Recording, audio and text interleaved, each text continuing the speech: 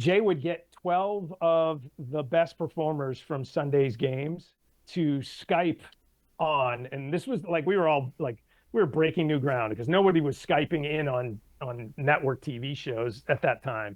And sometimes it didn't work all that well or whatever. But when it did work well, we had the best players on our post game show, if you will, better than any network show had out there. Hey guys, welcome to the How I Got Here podcast. I'm your host, Travis Waters. I designed this podcast to share stories that are worth telling, whether it's about somebody going from zero to hero, hero to zero, or simply something in between. On today's episode, we are joined by Edward Bunnell, who's had quite the journey in the fantasy sports, and also just the tech space in general. Let's go ahead and hop right into our conversation with him now. Enjoy. Hey guys, welcome to the How I Got Here podcast. I'm your host, Travis Waters, and on this episode, we are joined by my friend Ed Bunnell, who has been in the fantasy sports and sports betting space for quite some time now. But for those that may not know you by name or by face, let's do a quick 10, maybe 15-second max high-level overview of what you're up to right now. Sure. So the latest project that I have is called Draft Nation. So I have three other partners in the company, most of which you probably know or probably had on as guests of this podcast as well. Rick Wolf, Ian Ritchie, and Bill Enright. So the four of us got together. Bill and Ian had a similar idea to what Rick and I have had for a little while. And it was, why isn't there a national holiday built around fantasy football draft day? It's kind of the largest participatory sport here in America in the fall. We went and filed the paperwork and got calendar day to designate August 21st as National Fantasy Football Draft Day. So that is an official holiday that, you know, us digital dinosaurs here feel like we're gifting the industry as a way to celebrate. You can actually file. So if I wanted to have a day be nationally recognized within the United States as a specific day, I can file and get that approved to where I feel like there's got to be more steps than that. That seems like it's too easy. There are two different paths that you have here. So there's a company called Calendar Day, National Calendar Day, that takes in these applications and they approve in their way whether this is a holiday or not. So when you hear of like National Ice Cream Day or National Hot Dog Day, I think it was Hot Dog Day a couple days ago. That's probably through these guys, okay? And so the other path is, yes, you can go and lobby the government to decree that today is a national holiday and go. And we are going to go pursue that. But that takes a lot longer time than this process does. Now, this process isn't a layup either. They get 30,000 applications a year, and you know they really wind up only approving 15 to 20. And so we were one of those 15 to 20. And part of it was because of the story we were able to tell. I think one of the big data points that they opened their eyes is, I mentioned it prior, more people participate in fantasy football in America than play golf. Yeah, that checks out. And that kind of shocked them. So it's like 60 million people play fantasy football, 45-ish, something like that, play golf. So, you know, they felt it was pretty important. I think, you know, the four of us and our roles and our history in this industry also helped.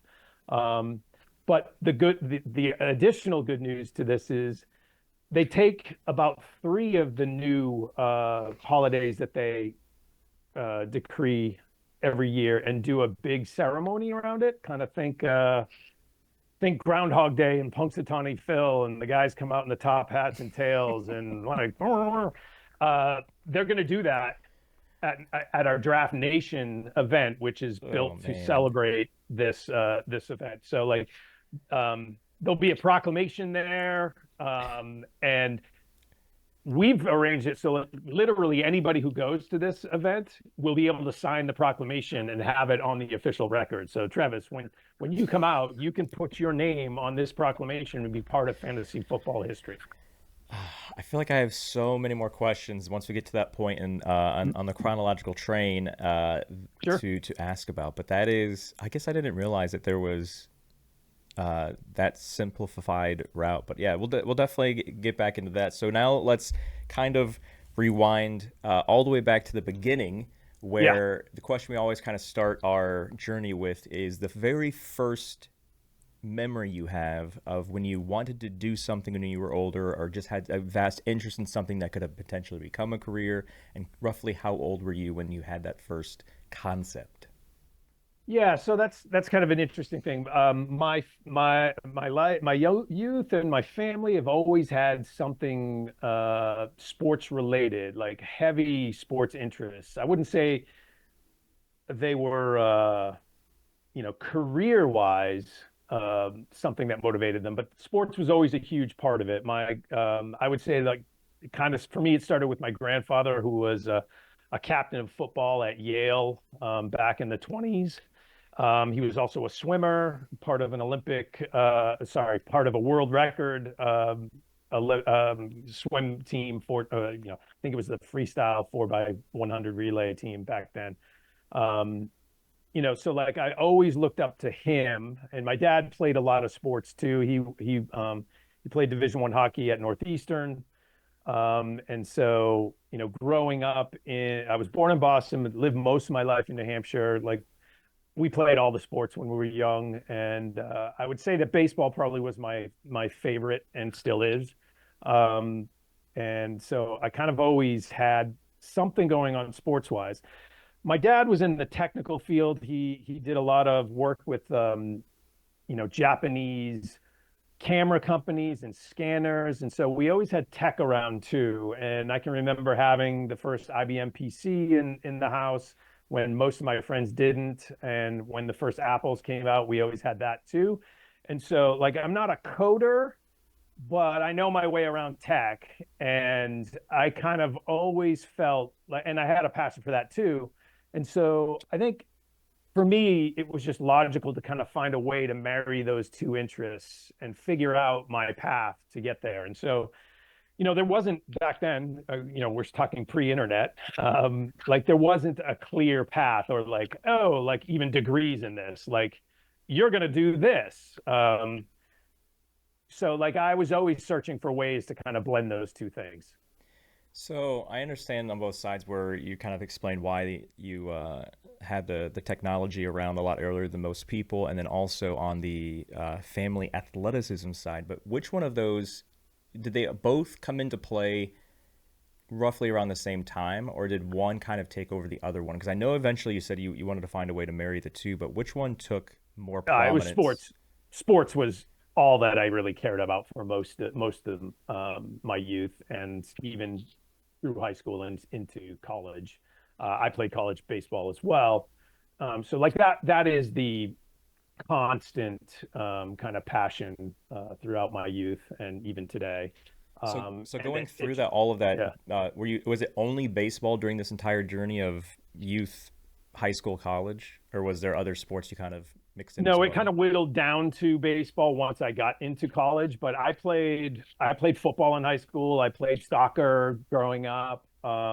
I never really played basketball because my dad was a hockey player, so I played hockey up until the point where I thought the you rink in my town closed I thought because you it were was gonna just too say expensive. I never really played basketball because my dad was a hockey player, and I thought there was gonna be some like thing I didn't know about, like hocky players hate No, basketball. no, it was seasonality Yeah, wise, yeah, right? yeah. Like it was, in New England, it's a winter sport, like, and so like you Right. either play hockey or you play basketball, kind of thing. So like I just went down the hockey route.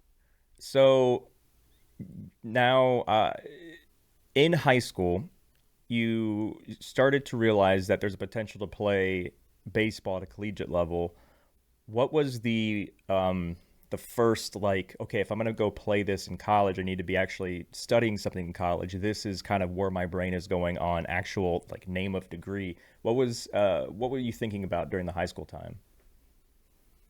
Yeah, I mean, I'm not sure I was really thinking about um, the actual degree path I would be taking. Part of it was like where I would be able to play baseball and what programs they had to offer. So that like there was kind of a fit issue there. I went to a small state school in New Hampshire, and so ultimately elected a business degree. It was a liberal arts school, Plymouth State College at the time. Now it's Plymouth State University. Um, I don't know if there's a big difference there, um, but like I got a master's, sorry, a BA in marketing. So there's quite a bit of technology kind of coming through that program. They were really embracing um, the use of computers and the software at the time, and how real world marketers are embracing that and getting up to speed so that we hit the ground running when we graduated. Certainly nothing compared to what the technology footprint looks like today and the tools that people are using today. But that's so it had the baseball fit and it had the, I guess, the business technology fit. So it wasn't necessarily just where can I play baseball and what do they offer. You kind of had somewhat of an idea of, okay, if I could do business, then I can kind of set myself up for these passions and these interests that I've had up to date with the technology and the sports side of things. So Yep. then while you're playing baseball in college and while you're studying business, does anything happen in the brain cells in terms of starting formulating any kind of potential brain baby idea of, okay, now that I'm understanding more about the possibilities of business and how to run business and all the other things you can learn from that the classes in that degree, did anything during college start formulating on a potential, like, this is what I want to do after I graduate? I mean, not formally like that. I kind of stumbled across a few things during my college career. So like I ran fantasy leagues for a lot of my friends and teammates and fraternities and stuff like that. While I was in school. And then I was kind of, because of the tech, I was kind of into video games, and there were a number of different they weren't really video games in the way that we know them now, but there were a lot of simulation type of sports games out there. And when the sports that people cared about were in the off season, they cared about to play fantasy with. In the off season, I'd actually create sim leagues and run those manually too, and keep their whistle wetted until the start of the next season rolled around there. So like I kind of just thought of things that I'd like to do and that I think my friend set would like, and did them. And I'm sure I failed on a couple of things, but those were the things that actually kind of hit. When you were doing running these fantasy leagues, was it just 100% pure for fun, for the fun of the game, joy, or was there like a, oh, there's I think I might be able to do this, find a way to monetize this, maybe not as like a full-time job, but were you starting to think about the business side because you're having all of that infusion from all the course material you're having? No, I never really thought of it from a business side. It was more about fun and competition and the camaraderie that I think everybody enjoys now by playing fantasy. That was pretty much it. And obviously showing that I knew much more about sports than my friend sets did, right? And I could brag to them that they're awful at this and they need to kind of educate themselves. But no, it was more about being I guess, the ringleader, if you will, to this circus of fans and activating a game for them. I didn't really consider it until after college, when I was able to hook on with somebody that did think of it as a business, and kind of my first real job was in this space. Well, I mean, now that we're there, because we kind of got the visuals of what college was like, and what you were doing during that time. So now we've graduated college. Is what you just referred to as that first networking opportunity with someone that is thinking about fantasy in a business sense, was that I guess my question is, what is your first job post graduation?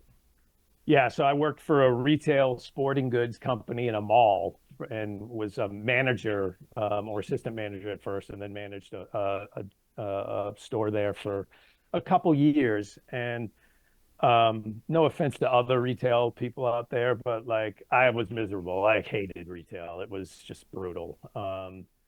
But again, it was sports related because it was a sporting goods store. That's a common theme throughout my career.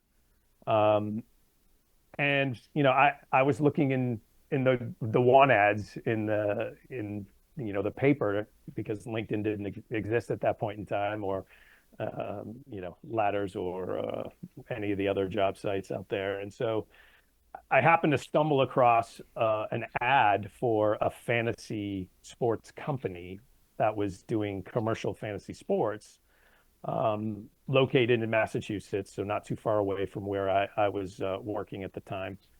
And I just was I applied, got a phone number, figured out who the hiring manager was, and I was just relentless with her in making sure that she knew I was the right person.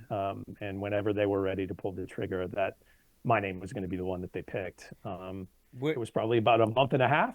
was that, a local paper? Or was this like a nationally distributed paper where you saw this opportunity? It was the Boston Globe. Okay. And so you just saw, hey, was it a company that was being formed or an already established company that was just looking to hire?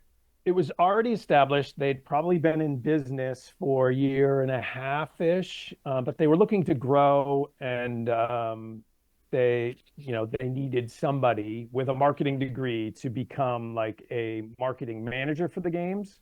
My role grew pretty rapidly because they were startup, right? And so once you find somebody that's got a passion and ability to string a few sentences together, you typically want them to kind of do more for you, right? So that was another thing that I did in just about every job I could.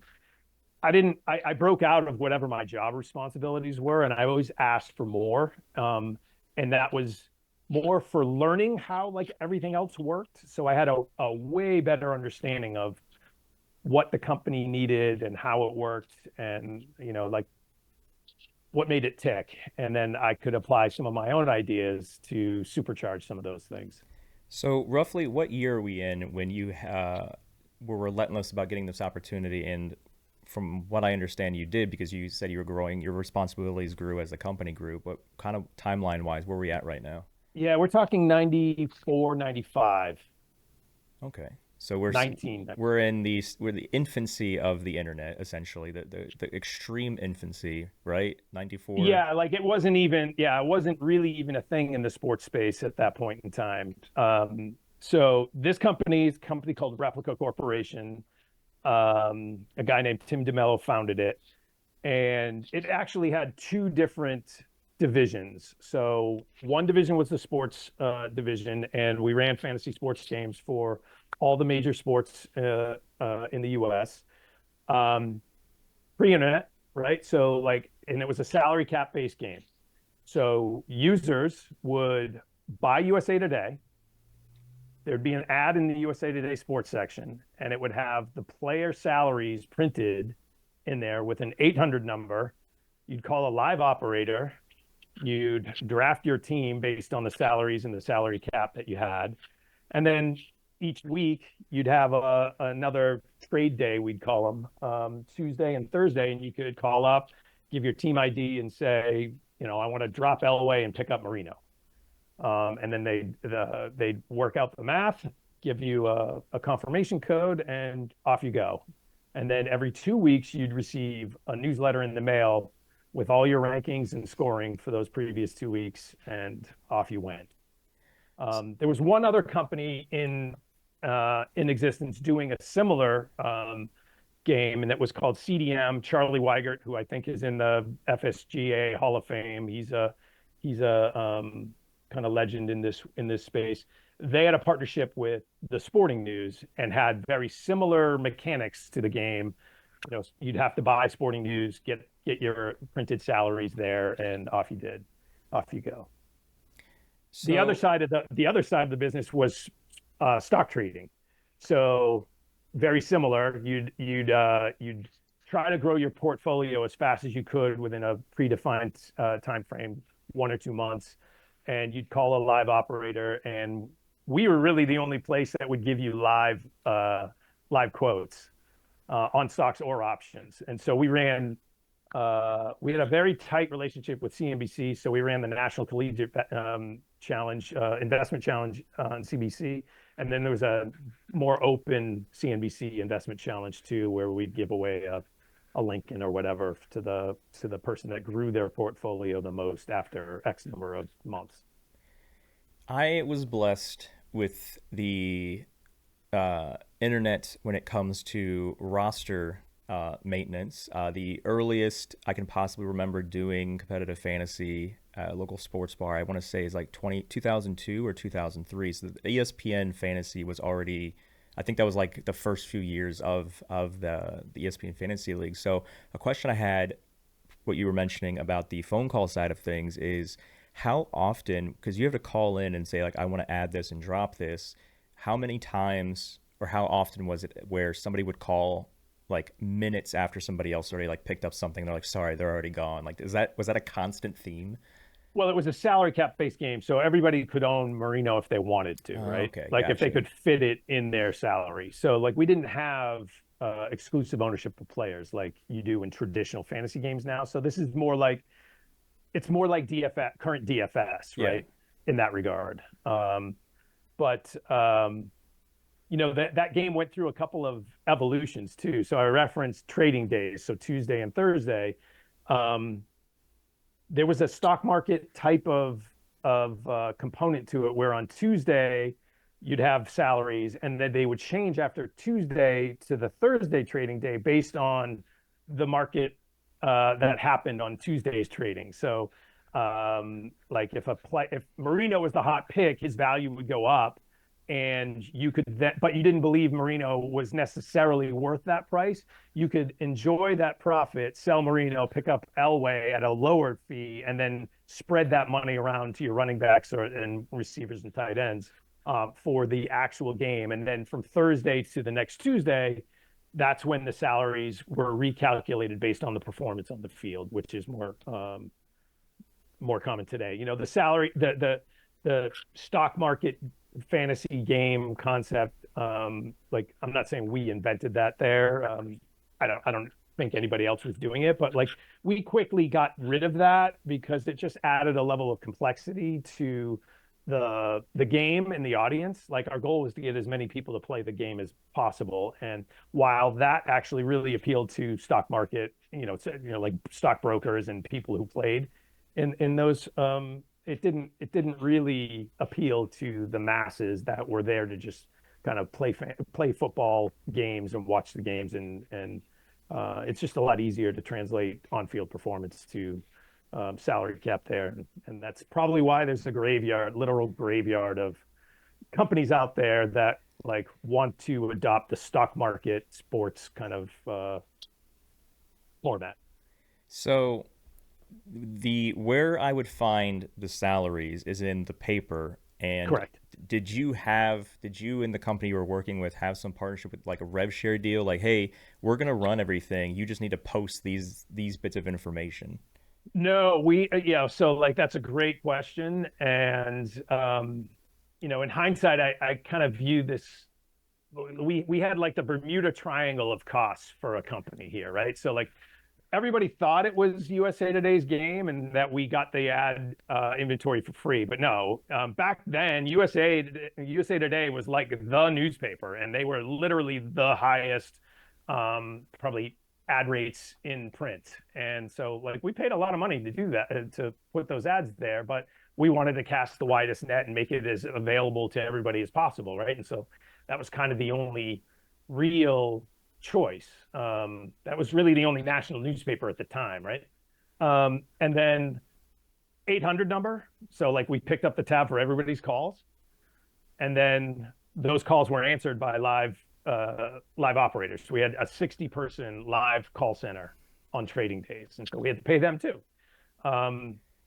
So as you can imagine, when the internet started coming around, a lot of those costs kind of go away. Um, we did transition out of some of those costs towards the end, where we had like a what's known as an IVR system. It's very similar to like the AI operators that you get today, where like it'll guide you through a couple of prompts and you type in a code for the player, and that's the player that you want to pick up, and here's the code to drop. Um, the funny thing about it is no one really trusted the IVR system, so they would immediately call back after they did it and try to talk to a live operator to confirm that everything went through. So not only did we not save costs, we probably doubled some of our costs in some of those areas. So that was not a great thing. What was the But cost for someone to participate in one of these leagues? so football was $120 a year, I believe. So it wasn't cheap, but it wasn't like super expensive either. And at the height, we had over 50,000 people playing fantasy Nice. football in this way. So like it really that's where I was like, oh, this is a real thing, and there's something there if we can just crack the code on like containing costs. Then I think there's really something there. um, the company was fairly well run for sure, but I don't think it had the foresight to understand that the internet was coming, and we certainly didn't pivot fast enough to adopt that. And I think the investors didn't have the stomach to kind of push in a lot more capital to make that happen. So ultimately, I think the company went under. We did have um, a marketing deal, cross marketing deal with a company called Sportsline, and as that company was kind of declining, I threw a resume down to Fort Lauderdale, Florida, at Sportsline, because we had that agreement, and it landed on Rick Wolf's desk. And Rick called me, flew me down the next day, and I left with an offer letter. And my fiance at the time, who did not want to move to Florida, really didn't have a choice, because I told him the number that my wife told me was like the minimum I would have to make in order for her to consider, and they tacked on $5,000 more. So it was like I walked through the door, and she's like, "Well," and I showed her the offer letter, and she's like, "All right, I guess I we're guess we're moving to going." Florida. Yeah, yeah, So during your time with the first company, yeah. how many years was that before it got to the point where Rick picked you up? It was 3.5, 4 years. And during those 3.5, 4 years, was this your sole focus and your sole source of income, or were you kind of Yes. dabbling in anything else? Okay. Nope, that was it. It was classic startup. I spent lots of hours there, working, trying to solve some issues, refining things, making the product better. And along those 3 years, I went from marketing the game to basically leading the whole product, and then leading the whole sports division. So it was a pretty rapid ascent, but I think it was just because I was so passionate about it and cared so much about the game, and like had my finger on the pulse of what should be. And that's probably a direct result of what I was doing in college, working these games with my buddies. Like I knew what they wanted, so I just assumed that that's what our customers are going to want. And so I was able to, at least from a game standpoint, stay ahead of the curve on what these guys were doing over here, because they didn't do that. They didn't spend those 4 years doing that before.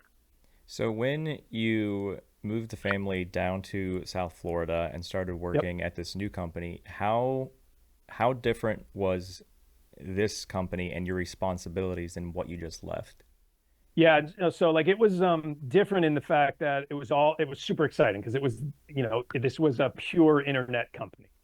And so we were riding the wave of that whole new thing, and everything, that all the promise that that industry and that new technology can bring people. And so one of my relationships with one of my relationships with the sports stats provider at when I was at when I was at Replica, was Elias Sports Bureau, who was the official statistician for all the major league sports games out there. And when I went to Sportsline, they had stats providers, but nothing official. And so Rick and I think Mike Levy, the CEO, founder and CEO, he was they had a really keen interest on amping up their statistical footprint on the website. And so I kind of introduced them to the Elias Sports Bureau and connected my contacts there. And we really had a really cool relationship with them. Um, you know, they didn't do live feeds. Theirs were more about the historical meaning whatever happened today, and then overnight they would dub them official, right? But they had live feeds with Sports Ticker and I think Stats Inc. at the time, but they weren't the official stats, and so like that set the being able to pull these guys in um, set the stage for us in our fantasy games and our just general stats products to be official because nobody else like Starwave was out there, and I don't know how much you know about Starwave, but Starwave is ESPN now. That was the company that we were creating, and Yahoo was there. So like when I joined Sportsline, those were the three sports entities being birthed on the internet. But we were the only ones that had official stats. And that was super important to Mike and Rick. And so we put that in there. We created, as a result, we also created a bunch of things that are like silly furniture things that nobody really thinks about now, like sortable stats and all that kind of stuff. But that was the footprint there. And I think that was really the test that Rick had for me to kind of prove that I knew what the heck I was doing and I had some creativity here, because then after that was in place, he quickly pulled me into doing like fantasy game design and overall sport by sport management of the editorial website and stuff like that. So to keep on the chronological timeline, I believe if I'm adding my numbers together correctly, you moving down to Fort Lauderdale to start this is like 97, 98. Yep. Boom. Math, baby. Let's go. Boom. So, That's right. I mean, I know you still have an amazing relationship with Rick, but with the specific you guys running Sportsline, how I know that there's been a lot of shifts from the late 90s to what that entity looks like now, but how long were you part of that that growth of Sportsline? Yeah. So I was there from 95 to 98. So I was there for, just about three and a half years. Um, so what was the rest of that question? Sorry. Helping, well, the 3.5 years, was that the South Florida Sportsline or was that the previous job? So both of them are roughly about 3.5 years. Yes. So Replica was about 3.5 years because that's really from the time I joined to that was its life cycle. It basically went out of Yeah. business, and then the move down to South Florida and Sportsline was about 3.5 years, but that's just coincidental. There wasn't any timeline that I was trying to like lily pad to my next gig. Honestly, that job was the most fun I've ever had professionally. That like we literally were able to do anything we wanted, and we would sit there in rooms with engineers side by side, kind of imagining things that would be super cool if we could do this. And 15 minutes later, one of the engineers in the room coded it up and said, well, like this, Ed? And I'd be like, well, yeah, that's great, but like we got to ditch this. And then if we could add that, then this thing would be perfect. And, 30 minutes later, we'd have that. And then we'd bang on it for a little bit and then just launch it. Like QA was just us as well. And so like, the speed of the internet and fixing things in real time was definitely something we did a lot of back then. So I know that the first company in the fantasy sports space that you worked with essentially, collapsed, folded, and then you seeing the writing on the door, reached out. Yep. Rick got a hold of you. Now with the sports line of this 3.5 year journey, was there another opportunity that arose or another idea you had, or was there something else to why that journey stopped at 3.5? Well, so I would say this, like the opportunity that presented itself presented itself at Sportsline. So Rick was down in South Florida, but had kind of a shift in his career as Sportsline was growing. His desires changed a little bit from where he wanted to focus, and then he also had the ability to move back home. So he's a native New Yorker. His family was down there, so he moved his family back there. His wife's a doctor who had a practice, a pretty big practice as well, and so like it was important for him to be able to kind of work back into New York, and I kind of slid into his role when he went up there, and my role became less fantasy focused, and I would say more sports media focused, like the well-rounded sports media. So like I kind of grabbed hold of all of the product development, if you will, product management and definition there. I obviously, again, I'm not a coder.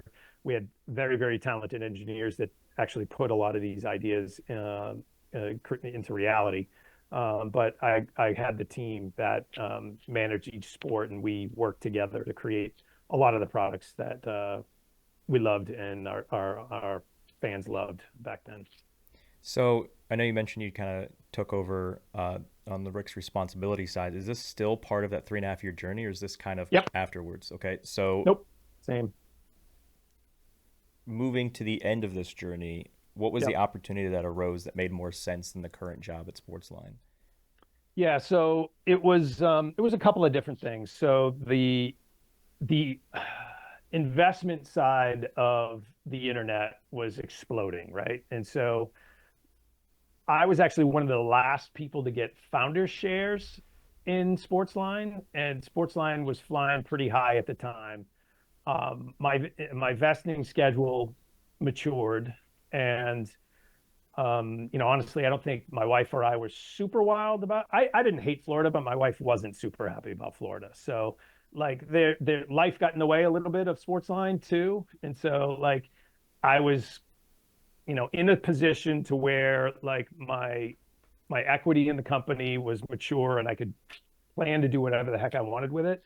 And my wife and family, wanted to kind of get back to a location that had family close to us because we had nobody near us. And so like that meant the Northeast again or California, where most of my family had settled. And so there was a lot going on in New England, but nothing that really at the time either resonated with me or would show interest in me. But out here in California, there was, and so the guy that I reported to at Sportsline after Rick, Ross Levinson, took a job at Alta Vista, and so most of your audience isn't going to know who the heck Alta Vista was, but Alta Vista was essentially kind of Google before Google was there. That they were a high-powered search engine, very relied on by most people on the internet. But they were at the time still independent. They were not a public company, so they didn't cash in on the digital gold rush that like Excite or Yahoo or any of the other search engines out there. But they figured the time was right and they were going to, right? And so I joined Ross, and they were just a search engine, but the portal play was a huge part of what was driving a lot of these internet companies' valuation. And so they hired Ross, and Ross hired me and a number of other people, some from Sportsline, some from other walks of life, to come in and create a whole portal for Alta Vista. I think it was like 15, 16 channels, news, sports, stocks, entertainment, men's lifestyle, women's lifestyle, all the traditional channels that you would expect a portal to have. And so we launched those channels in a blindingly fast kind of time frame. I believe it was like 90 days, 120 days. We had these full on performing channels, and we had partners in each one. So like the sports partner was Fox Sports. Little foreshadowing for future here. We had a fully functional finance site which had live stock quotes. Everybody else had 15-minute delayed stock quotes because the price difference, right? But we were like really after getting people to leave Yahoo Finance and come over, and so like we were pulling out all the stops to get people to kind of come over and at least try our stuff.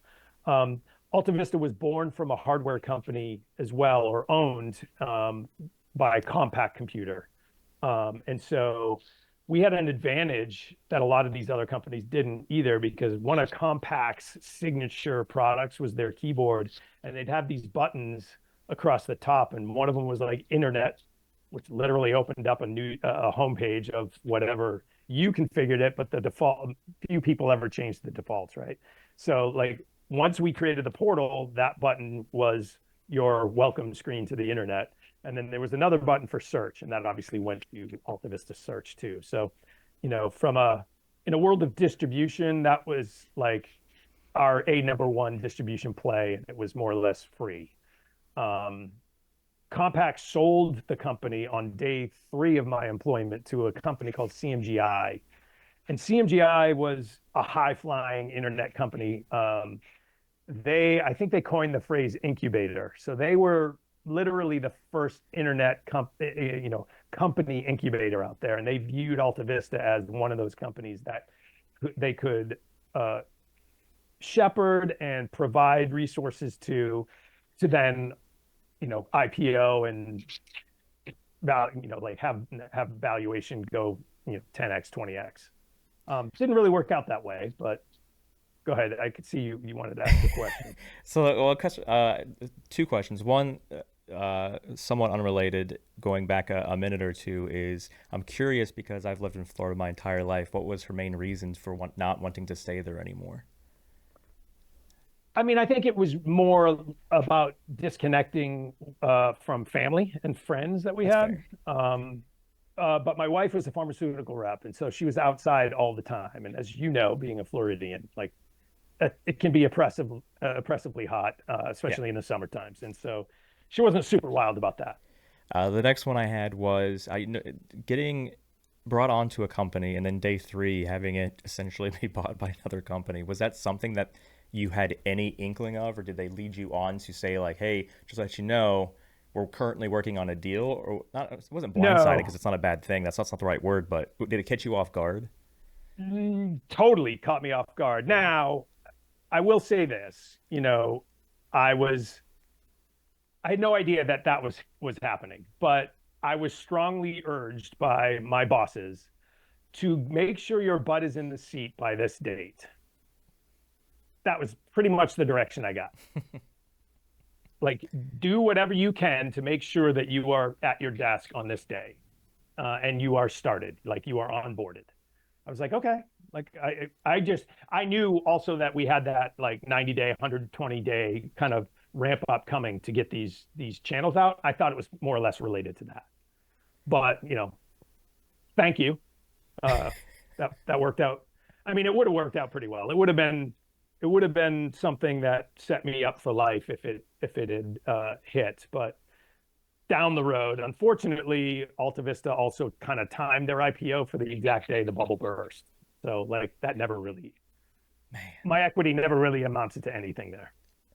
So on that part, referring to the time the bubble burst, is it like did it completely just destroy everything that you were working on, the entire company? Did like everything fold, or just the IPO itself was unsuccessful? No, it pretty much wrecked the company. Yeah. Like, it wasn't like an overnight shut the lights off, we're done, but it wasn't much long after that. Like, and it was sold off for pieces. Like different parts of the site were just shut down, and then it was sold off for pieces. I think ultimately Yahoo bought it and shuttered Alta Vista and just kind of like pushed all their users and their technology that was made sense into Yahoo search. So now I guess this is where the blindsided term would come from. .com. You're like, hey, we're great with the IPO. I have all these shares. This is gonna be great, and then everything goes the opposite direction of what you want. Company essentially implodes into selling off piece by piece to other companies. Do you, in a, I don't know how frantic this timeline was, where are you just kind of like reaching out to everybody that you knew in any networking space, like, hey, I'm gonna need a job in like 3 days? Like, how crazy was that a time for you? Yeah, I mean, maybe I was spoiled. I never really felt that type of pressure, but I will say this: the Bay, so like Alta Vista was up in Palo Alto, so the Bay Area, right? There's at that time there was probably no more networked place on the earth for a job like that. It was still, even though the bubble burst and there was a lot of kind of lost enthusiasm in the space, everybody was still there and nobody really believed it was going to last. And there was still a lot of startup kind of mentalities and companies still investing in new concepts. And so I can't recall exactly how I stumbled across it, but like my next landing spot was Electronic Arts, right in Redwood Shores. And they were creating EA.com at the time, right? So like kind of gutsy on their part to create a .com entity when .com just Yeah. imploded the stock market, right? Um, but to their credit, they went and obviously they had a lot of capital and a lot of resources to go. Part of, and so I led up the sports division for EA.com. And it was a kind of a weird time. They did really, really good things and were almost overnight the leader in video gaming or gaming online. They had channels on, I think, AOL at the time and other portals where users could just jump in and play kind of twitchy quick games.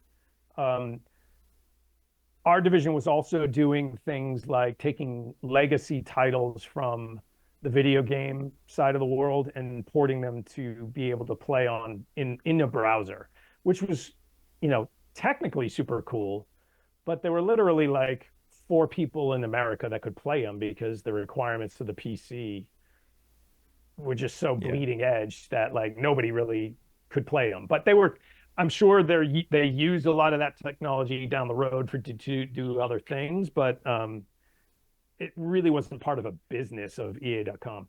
Um, One of the things though that I think did come out of this is, so like Rob Martin, he's kind of a legendary guy. He was my boss there. Chris McKibben was also kind of a leadership role there too. Those guys were great, and I totally appreciated working with them. Rob in particular, because he would listen to what people had to say, and so there was this mentality that, oh, EA is a game company, the greatest game company in the world. Fantasy sports are games, therefore EA should be the greatest fantasy sports company in the world. And that logic, I think, on paper makes sense, but told Rob that what he needed to communicate to the people that were really driving that was it's no coincidence that ESPN and Yahoo at the time, now we're talking, 99, 2000. So like Yahoo and ESPN and Sportsline all kind of rose to the top of the sports category. And I said, it's no coincidence that sports media companies are currently leading this fantasy game space because it's not just about plugging data into a scoring engine and having the best scoring engine and features. The news cycles play such an important part in the fantasy players game that like you need news, you need coverage of the sports and what's happening on a day-to-day basis. You need player news, you need all of that stuff. And I said, so like if what you're telling me, Rob, that like they want to go invest and become a sports media company and compete with ESPN and Yahoo and CBS, I'm all in. Let's go. Like I know that playbook. I know how to get that done. But that's not what I was hearing. They just wanted to like they thought if you build the game, they will come.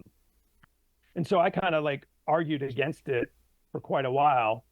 I did say that where I think that the fantasy does plug into, though, is you can have a fantasy mode plug into, say, Madden, where you allow people to draft their teams fantasy style and either play or sim a season, because the data that you're pulling out of each one of these games is very similar to the data that we're receiving on the real life games, and you can create a fantasy game that way. Um, they didn't really embrace that right away either. So like I had left, I was only there for about 2 years, maybe a little less than 2 years. Um, and they went and did a deal with Stats Inc. and Stats Inc. white labeled a fantasy game for them. And I think it only lasted 2 years. Nobody really played it. It didn't really catch on. They weren't able to compete with ESPN, Yahoo, and CBS on that side. But then they did introduce fantasy mode in Madden for connected. So like the thing that happened was the consoles started to become connected to the internet at that point in time, and so that's when that idea really made a lot more sense. And so like it was able to pair you and I could play Madden fantasy mode. Me being in California, you being in Florida, versus before it was probably just me and my four buddies that could sit in front of a TV and draft live right there because there was no connectivity. Um, I don't so yeah, know if any of our conversations that we've had in the past over the handful of years that I've known you that I knew that you worked at EA. So I don't know. You're familiar with the EA having the office in Maitland, EA Tiburon. sure. So Yeah, that was actually, always I interacted with a lot of them because that's where Madden was created. yeah, So yeah. So um, and I've lived like everywhere I've lived in my life has been like 30-minute driving distance to that HQ, and so I think this my relationship with EA I think started based on the math that I'm doing a little bit after yours ended, where it was funny. It was like I think it was like 2002. I find this like email for play testing, and then I submitted for it. I don't hear anything until like 2005. Like 3 years later, I get emails saying, "Hey, do you want to come in and test on things?" And the very first thing I came in for was Madden 2006. So I think the year was 2005, cool, and I became the longest tenured EA Tiburon playtester that was not like a 9 to 5er, but just came in after like a certain nice. version was completed. And every man, I got paid in video games, so every hour of playtesting, I get an EA game of my choice. So I spent what like 20 years not buying EA titles. But yeah, that was definitely just a fun random thing of just coming in, testing something, and I know you're because you worked there, you're familiar with when they bring in these play testers, these not non full time part time employees Yeah, that like contractors. the more that you write in terms of feedback, the more they like you. And I was always the essay guy, and they're like, "Bring this guy back every time. He's writing books Yeah. for us." But no, that was definitely a fun spot. I don't know if I knew that you worked there. So 2 years, I think, still in the early 2000s here. Yep. Um, did you? What was the catalyst for leaving that after a short period of time? So I will say this, like I really enjoyed my time at EA, and the campus at Redwood Shores is amazing. And if I didn't get a call, I'm not sure I'd ever have left that position. Like I enjoyed it. We had battles. Politics was like a crazy thing there between the studios and what we were doing. Like Tiburon certainly wasn't happy with everything that we were doing over there. It's an interesting model, but I really, really enjoyed working there. But Ross Levinson called me. So the same boss I had at Sportsline at the end and at Alta Vista, he called me because he got the job at Fox Sports, and Fox Sports was hitting the reset button on all their kind of digital sports properties. And so, he called me and basically said, "Hey, do you want to get into real sports again?" And I was like, "Huh, that's kind of interesting." And it was interesting again for many of the same reasons why I left Southern Florida, because we were in the Bay Area, which is close enough to Southern California, but not like super convenient. And my side of the family lived in Orange County. And so this was in LA, which is driving distance easily to Orange County. So it also established that we had one kid already, my daughter. She was, I think, 3 by the time we left the Bay Area. And so it was just kind of time. I got an ultimatum, like if we move towards family, we can have another one. So like like all the tumblers kind of fell into place. Like this was Right. almost too perfect. And like we were able to run the play again with advanced tech features and everything that we did at Sportsline and hit the reset button at Fox. And I was there for almost 14 years.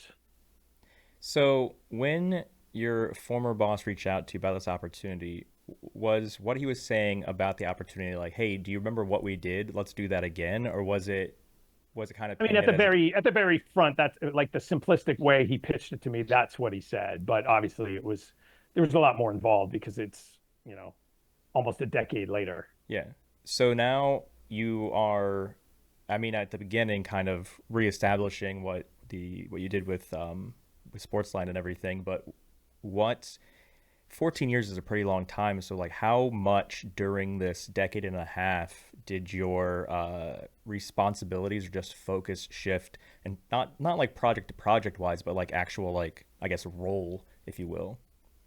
Yeah, no, I mean it had a very similar kind of meandering expansion, if you will, like I kind of referenced in some of the others. So I started off as, you know, the VP of product development there, and so like from that standpoint, it was very similar to what I had left Sportsline and what I left Alta Vista doing. So like I was in charge of the producers of each sport section, and we would talk about the features that each sport needed, events, pages, all those kind of things, and like what and working with the sales teams on like, okay, so like what would appeal to the audience that we're trying to attract, and what would appeal to sponsorships that marry those two experiences together to make it the best experience we possibly can. And then from there, I kind of also over time inherited the newsroom. I was running the entire newsroom, hiring the managing editor, hiring all the writers. So like I hired uh, I hired Ken Rosenthal there, who's still with Fox and sideline reporter um, for the baseball broadcast. Jay Glazer, who was already there on camera, but he wasn't doing any writing. He wrote for us and did a lot of his scoop stuff. Later on, when we had our partnership, our distribution deal with MSN, we were their sports channel, and all the content that we produced um, was published to MSN as well. We like I put a lot of name on the marquee to kind of drag people and attract people. So we had great writer Mark Kriegel. I don't know if you know him. Probably best known for his Pistol Pete book or his Joe Namath book. He's a big boxing guy. So I think he's still on Top Rank Boxing on ESPN. He's like one of the color commentary guys on Friday night Top Rank Boxing. He did a book on Boom Boom Mancini, which is great. All of his books are amazing. So like anybody out there looking for great reads this summer on the beach, like go read. Like his Pistol book is one of my favorite books. So it's about Pistol Pete Maravich. Awesome, awesome book. He would come and write. He used to write for the Post in New York City. Really talented writer. Jason Whitlock. I know he's kind of a very polarizing guy. Like you love him or hate him, but like everything that guy wrote for us was thought provoking and drove a ton of traffic. So we had a number of those guys too that really kind of set us aside. And then, when video became a thing, like we were really aggressively producing video stuff and trying to break new ground there. One of the things, so like speaking of politics, so foxsports.com had many different departmental kind of departures and arrivals, if you will. And so when we first started, we were sitting under the cable regional sports network organization. But I'd say after, and then Ross partnered up with Rupert Murdoch and a few others and created this Fox Interactive Media division. So that was where all the interactive internet properties under the News Corp umbrella kind of sat for 5 years. That's when Fox did the legendary acquisition of MySpace. And IGN was another acquisition there. So that was a video game kind of men's lifestyle kind of site, super, super highly trafficked and popular. A number of other kind of properties there, but Fox Sports kind of sat in that suite of of properties under FIM, Fox Interactive Media. So we sat there for a little while. That was a little tough because we were disconnected from the broadcast and the cable side, and it felt like we had 25 different bosses at times, and we couldn't satisfy any of them. So like we kind of toiled there in the middle ground. And then FIM was reorganized. MySpace was sold off. Some of these other entities were sold off. And we wound up landing under the broadcast side of the world, which was the best part, the best move that we had. So we sat under David Hill, and I don't know how much you know about David Hill, but David Hill is a legend in sports broadcasting. Like he's everybody thinks because it appeared first on ESPN, the 1st and 10 line, it was an ESPN invention. But David Hill and Ed Gorn's name is on the patent there, and they licensed it to ESPN and had them prove the concept on a broadcast first, and then it became furniture for everybody, right? But yeah, so for every hit like that, he also like had maybe some things that weren't a hit, like the glowing puck in NHL when Fox had the NHL rights. But what an innovator! Like the way that guy thought. He would always have 10 ideas and would freely admit that 7 of them are complete dog crap. But it's about the 1 or 2 that are home runs that really set you apart, and nothing was truer than that. So one of the first things he did was set us up to be kind of an incubator, if you will, for video production and video talent. So we did a bunch of different things in that regard. One of them was this video series called Lunch with Benefits. So he was like looking at our traffic patterns and was like, wow, traffic goes through the roof at 9 a.m. East Coast time, which is lunchtime on the 9 a.m. Pacific time, which is lunchtime on the East Coast. And he's like, well, why don't we come up with a programming layer that captures these people when they're eating their lunch at their desk? And so that's what we did. And we created these shows. So like Monday during the NFL season, it was the after party with Jay Glazer. And Jay would get 12 of the best performers from Sunday's games to Skype on. And this was like, we were breaking new ground because nobody was Skyping in on network TV shows at that time. And sometimes it didn't work all that well or whatever. But when it did work well, we had the best players on our post-game show, if you will, better than any network show had out there. And the things that we would get, that Jay was able to get out of those players about what happened and what set up this key moment, was way better than what you see in the locker room interviews after the game, because, you know, these guys are like Crash Davis. They've got all their cliches going and they're not going to say anything super controversial there. But, you know, I think the setup that we had with Jay was like, Jay was buddies with all these guys anyway, so there was a little bit of familiarity there. But like Jay had a interview style too, where he was able to get them to relax, and it was just them talking. It was almost like we were eavesdropping on a conversation that they were having anyway. And so like they were a little bit more free with some of the details and some of the best things. And I thought that show was great. We had a scripted show that was like a Office before the Office. It was about a couple 20-somethings just graduated from college, and this was their first kind of experience in a cubicle. It was called Cubed, and it was in there, and there was a lot of irreverent things that were talked about. You know, those shows created calls from leagues that we probably otherwise didn't want to get, but that was David. David is a trailblazer and didn't mind getting the calls. So like we kept doing that. And then I will say this too, like most of the sideline talent that you see on all the broadcasts now during football or basketball or even baseball on the regional networks, I would say 80% of them came through our shop as well. Joel Cox, who's now at On3, he's responsible for training up most of those people. He did a fantastic job there. Carissa Thompson, you know, key on the Amazon desk during their NFL broadcasts. Super successful podcaster as well. Does a lot of stuff on Big Fox. she was an assistant for an executive and wanted to cut her teeth and figure out a way to get in to be a broadcaster.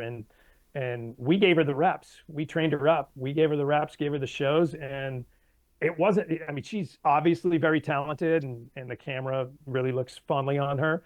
Um, but she's probably one of the hardest workers I've ever seen, and coachable people that I've ever seen in this business.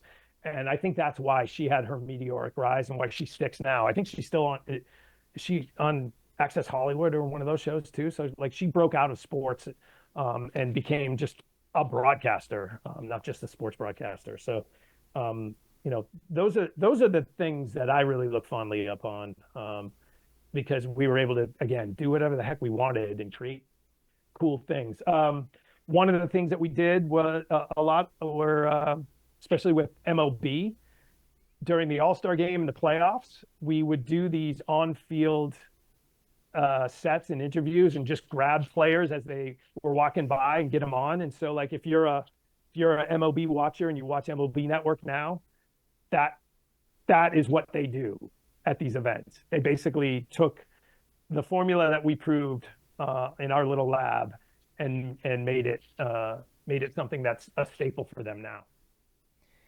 That's it's good. What I enjoy most about everything that you just went over on this 15-year journey is that, I mean, the only way you get to the 14-year journey is by having positive experience. Hopefully, people aren't staying at jobs that they absolutely hate for that length of time, but you're recalling like all of these like great memories that you had that led you to want to stick around and continue growing it. So now, I mean, at the end of this 14 years timeline wise, I think we're just about a decade away from where we are today. So was that at the end of that rope? Like I came, I saw, I conquered. What's the next opportunity? Kind of what led to 14 being Yeah. the cap? Yeah. So like there it was really pretty much just business, right? So News Corp and Fox were going through a number of evolutions there. And they were selling off different parts of the business and acquiring new companies or new positions in other media companies. And um, the way that FoxSports.com was operating and generating revenue, a partnership largely with MSN, um, I guess didn't really jive with their future. And so they kind of went in a different direction and stripped down and like nobody really thinks of Fox Sports now in the way that they did before. Like we would routinely compete for the number one spot in the sports space in on the internet back then. And I don't think they've ever really uh, regained anywhere in the top three since they divested from these entities. So they sold a lot of the regionals. They sold a lot of their sports and other kind of parts of their company to Disney, right? And had to divest from all the regional sports networks. So like this isn't a foxsports.com thing. This is a kind of global kind of restructuring of how News Corp thought of their franchises, I think, and where they felt saw the value and in 10 years. So like News Corp's really, really smart. They have like really good analysts, and most of the time they get it right. Um, and so they just decided that the digital side of the world wasn't, you know, we drove a lot of revenue, but it wasn't anywhere close to what like the media rights on Big Fox did or on the regional sports networks. But I think they forecasted what was happening on the regional sports network side and the rights deals there, as you kind of read like what's happening with the with a lot of the baseball teams and MLB stepping up and building that bridge for these regional sports networks that can no longer support paying them, tens to hundreds of billion and millions of dollars a year because the cable model broke. Um, I think they knew that was coming. And so in many ways, foxsports.com and the digital stuff that we were doing just became a casualty of that whole kind of reconfiguration of how rights work in media. Now, I believe that the last two or three jobs that you've had were from networked opportunities from people that you knew prior, Yep. from some other ventures. So now that we've approached Are we what 2015, 2016, right about here? Yeah, about 20, like mid 2014. And So so go ahead. I took a left turn at Albuquerque and got out of the sports space altogether. A friend of mine who our kids played sports together was kind of in the insurance and warranty side of the world in green energy. I wouldn't say that was a passion of mine, but it was something that he sold me on and that he really appreciated, and his company really appreciated executives from different non-insurance based industries, because he felt he had this theory that insurance people get lazy over time, and that that doesn't really happen with some of the other industries out there. This was I'm going to put your audience to sleep, so I won't go into super detail here.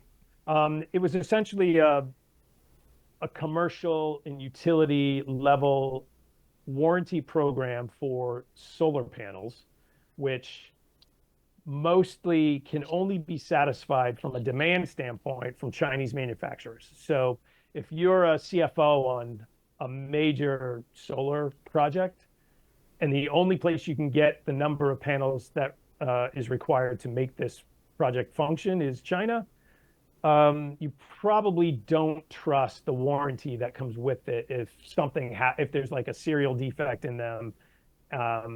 China doesn't, nothing against China, I guess, but like they don't really have the strongest track record on standing behind big failures in those types of industries. And so we worked with reinsurance companies to create a backup warranty policy so that CFOs could then be assured that if something happened, their project wouldn't be just gathering dust. It would continue to be supported and throw off the cash that it needed to in the modeling that they had. So I know this is more, well, not touching the sports side at all, and I know even from your earliest times of always having that sports interest that led you through most of your career up until this time. How long did it take you from this mid 2014 non-sports related opportunity to eventually get into a spot where you started getting to where that passion lay? To come back to sports, you mean? Yeah. Yeah, so like I was there, the company was called Power Guard. Mike McMullen, awesome dude, great, super smart, very successful. Like I was with him for 5 years, just a little over 5 years.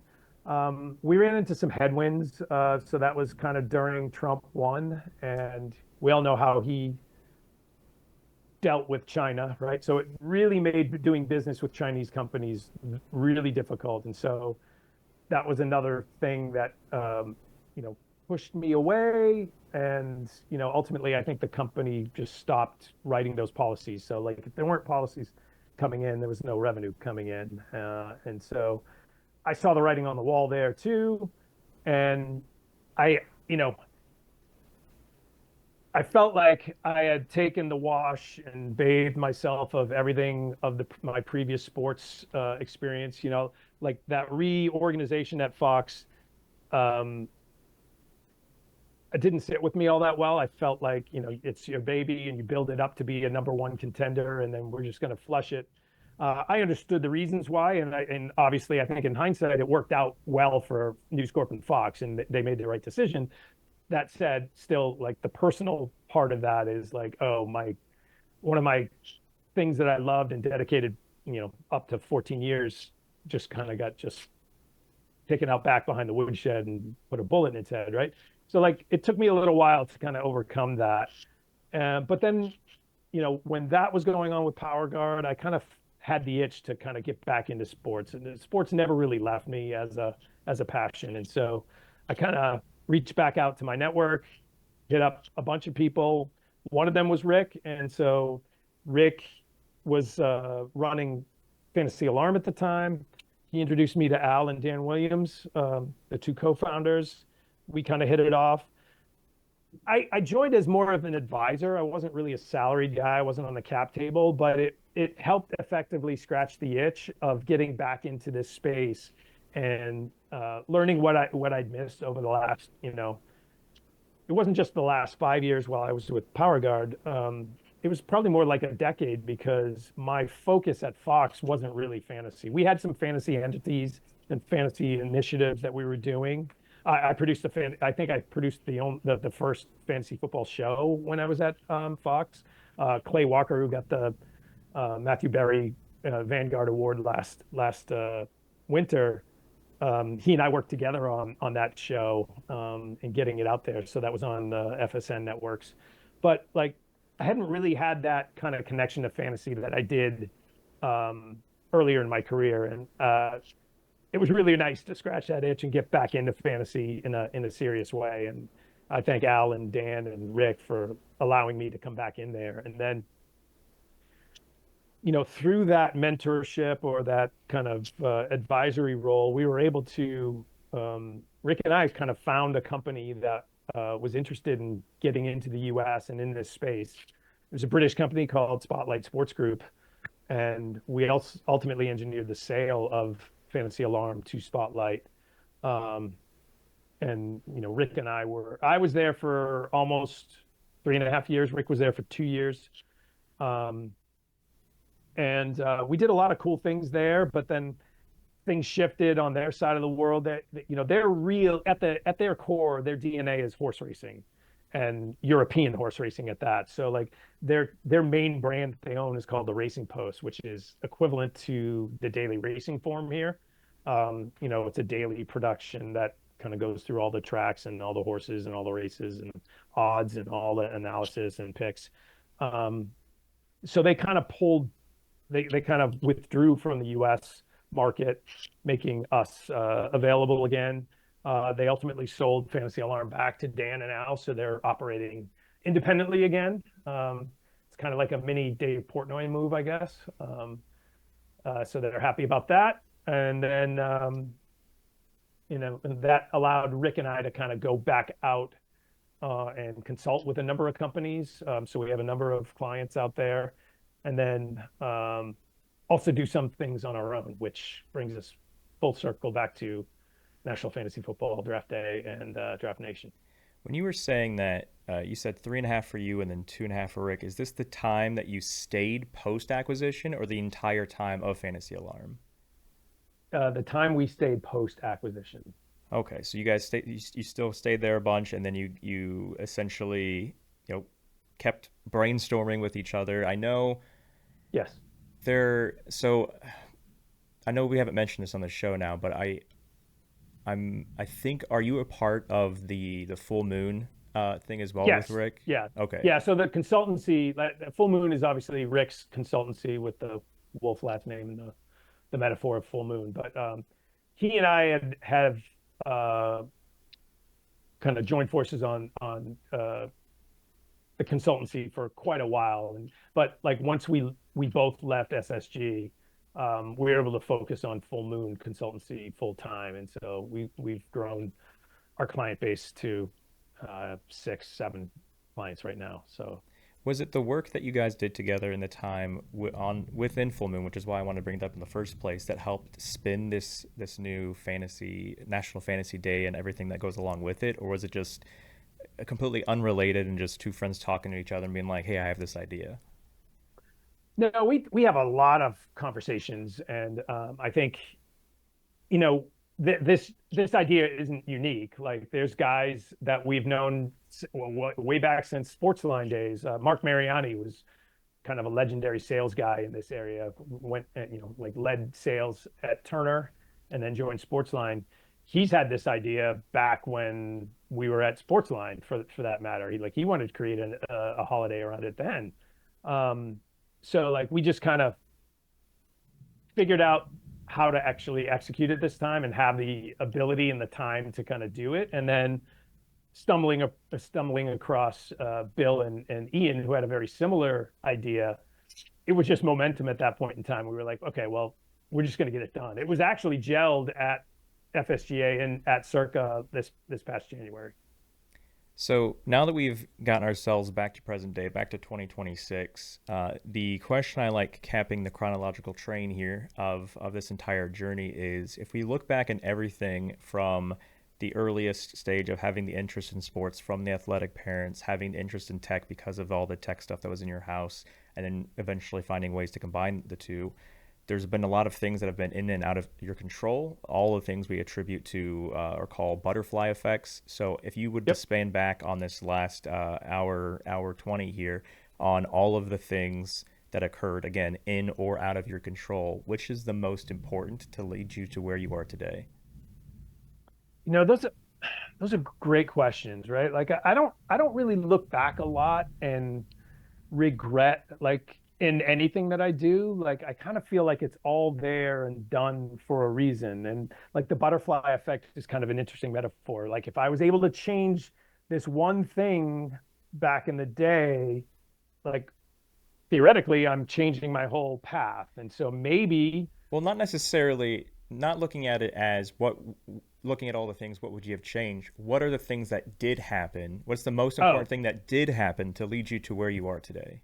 yeah, I mean, obviously, I think um, the people being able to work with the people along the way. So like I'd be lying if I said that, you know, meeting Ross Levinson and having worked with him at three different stops wasn't a huge, you know, benefit to me in my career. Um, you know, I worked hard and was very creative and got along with a lot of people, so that helped me a lot there too. And I survived in a lot of these places after Ross left, so it wasn't totally due to him, but like he is like if I'm putting a Mount Rushmore of people that like helped my career be what it is, he's definitely right there. Probably Rick, Ross, um, probably Mike Levy from Sportsline is probably another one, just because of his creation of Sportsline, and you know the other one's probably my dad, just because of who my dad is and what he meant to being kind of like the conciliary along the way. So I like it. So, if somebody wanted to reach out to you, whether it's regards to anything on the consulting side or anything on this new fantasy National Fantasy Day, which is still something I'm gonna have to like figure out. Like, if I were to name a day, what day would I pick? And what would I name it? So I'm yep. gonna spend some wheels on that because that's very interesting on the filing and the application side. But if somebody wanted to reach out to you to ask you more questions about any part of anything you went over here, whether it is the league or whether it's just reaching out to you directly, what's the best way for them to get a hold of you? Yeah, just hit me up on email, ed at fullmoonws.com is probably the best one right now. All right. And Ed, I appreciate you hopping on here and sharing your story with us. If anybody wants to reach out, you can shoot him an email, but also on the screen, if you're watching this YouTube version, we do have his name on the screen as well. I don't know. He is somewhat active on LinkedIn. So if you want to hit him up Yep. there, he'll get back to you. But Yeah, I'm on everything. I'm on yeah. LinkedIn. I'm on X. If Like, you didn't pay attention the last hour and a half, he's a technology guy, ladies and yeah, yeah, gents. He's everywhere.